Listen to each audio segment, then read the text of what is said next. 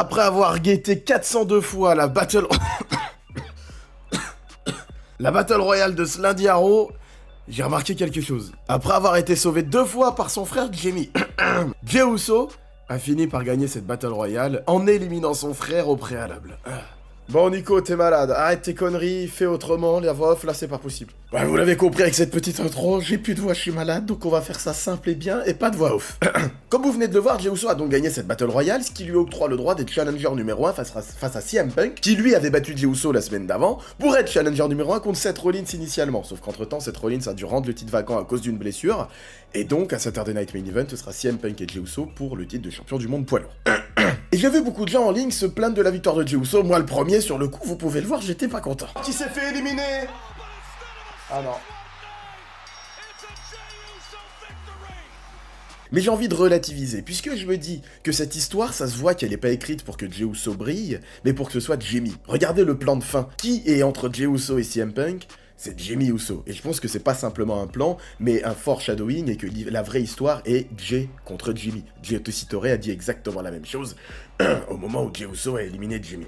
Et pour moi, c'est très bien que Jey Uso affronte CM Punk à Saturday Night Main Event.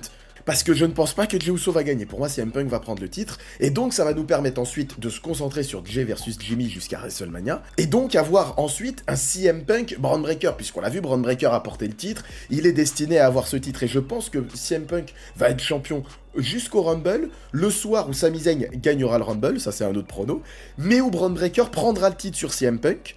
Et donc CM Punk se qualifiera pour le Elimination Chamber, puisque cette année il a lieu à Chicago, dans la ville de CM Punk. Et je pense donc que CM Punk sera dans le Chamber, mais que face à lui il y aura LA Knight, puisque tout le monde voulait voir LA Knight gagner cette Battle Royale d'après les retours en ligne, moi le premier également. Vas-y! Et je vois bien LA Knight gagner le Chamber à Chicago en faisant le tomber sur CM Punk, et donc elle a affronté Braun Breaker à WrestleMania, et pourquoi pas réussir à intégrer CM Punk dans cette histoire. Pour qu'on ait un Jey versus Jimmy à WrestleMania 42, un Braun Breaker LA Knight CM Punk pour le titre de champion du monde poids lourd, et de l'autre côté un Sami Zayn, pourquoi pas Drew McIntyre pour le titre WWE. Voilà, désolé pour ma voix, désolé pour mon état de fatigue et ma santé, je tenais quand même à vous faire cette vidéo, parce que je pense que la victoire de Jey Uso n'est pas une si mauvaise idée que ça, puisque l'idée n'étant pas de mettre Jey Uso en avant pour moi, mais tous les autres, écrire l'histoire de Jimmy Jey qui est très intéressante telle qu'elle est, et inverser les rôles, Jimmy Heel et Jey Face, l'inverse du coup, Jey Heel et Jimmy Face pour WrestleMania, avoir ce triple menace Braun Breaker, CM Punk et LA Knight à WrestleMania,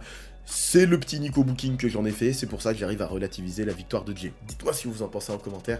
Encore une fois, je suis désolé pour mon état de santé, mais je tenais quand même à vous faire cette vidéo, ça fait 2 jours que j'essaye de la tourner et que j'y arrivais pas.